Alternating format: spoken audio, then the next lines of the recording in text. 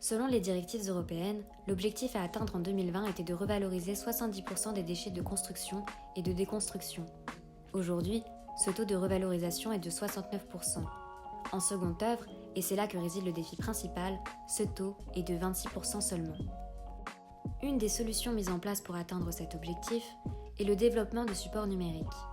En regroupant des données et informations, cela facilite le recensement des déchets et matériaux dans le but de les réutiliser sur de nouveaux projets. Mais qu'est-ce que le réemploi ? Cela désigne toute opération par laquelle des substances, matières ou produits, qui ne sont pas des déchets, sont utilisés de nouveau pour un usage identique à celui pour lequel ils avaient été conçus. Attention à ne pas confondre avec le recyclage. Le réemploi, lui, ne transforme pas les produits. C'est donc un processus moins énergivore qui permet en plus de cela de moins consommer de matières premières.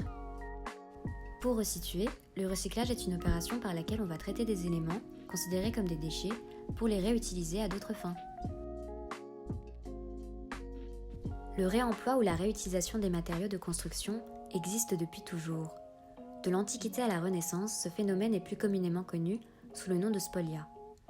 Il s'agit de l'appropriation d'œuvres d'art ou de pièces de monuments étrangers prises à l'ennemi pour embellir la ville du vainqueur en les intégrant dans de nouveaux ensembles.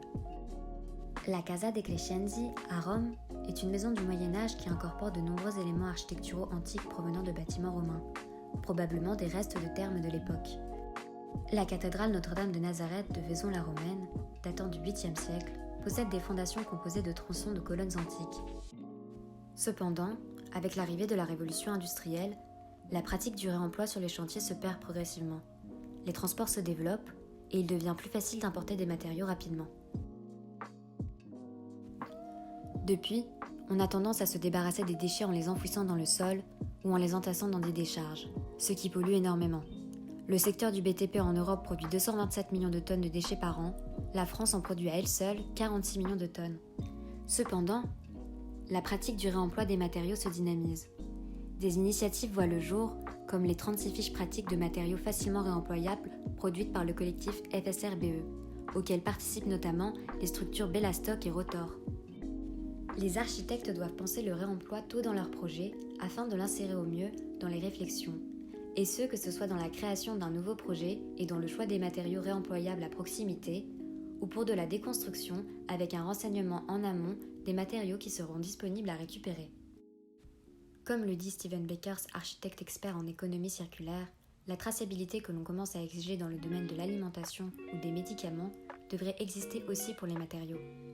Cela peut se faire sous forme de big data ou encore grâce aux BIM, qui permettent de projeter et de collecter en simultané des données sur les matériaux utilisés. Avec la révolution du numérique et le développement d'Internet, plusieurs institutions ont développé des outils digitaux et des services à destination des acteurs de l'économie circulaire. Ainsi, ils répondent à leurs besoins et accélèrent la prise en compte du réemploi dans le domaine de la construction.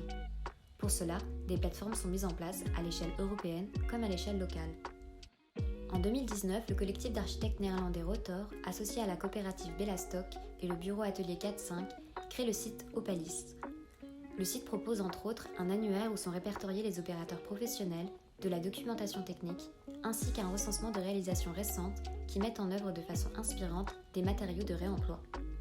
En somme, le site a pour but de faciliter le recours à des matériaux de réemploi dans des projets de construction, de réhabilitation et de rénovation. L'agence d'architecture Supereuse, qui a elle aussi recours à sa propre plateforme, la Houtskart, réalise une majorité de projets à partir de matériaux de réemploi et de réutilisation. Nous allons voir cela à partir de l'exemple de la villa Welpeloe, construite en 2009 aux Pays-Bas. Supereuse a développé une méthode très élaborée qui consiste à identifier les sources de matériaux de réemploi dans un rayon de 10 à 15 km autour du site de construction. Ils se servent notamment d'outils numériques tels que les données d'entreprise ou Google Earth pour récupérer des sites de stockage, d'usines, de déchetterie ou de friches. Ce travail se lie pour chaque projet par la création d'une carte de récolte indiquant les matériaux potentiellement intéressants ainsi que leur distance par rapport au site de construction. Dans la villa Welpeloe, l'ossature principale en acier provient d'une machine textile. L'ossature secondaire, en bois, est issue de poutres d'occasion. Enfin, l'isolation est faite en polystyrène de récupération.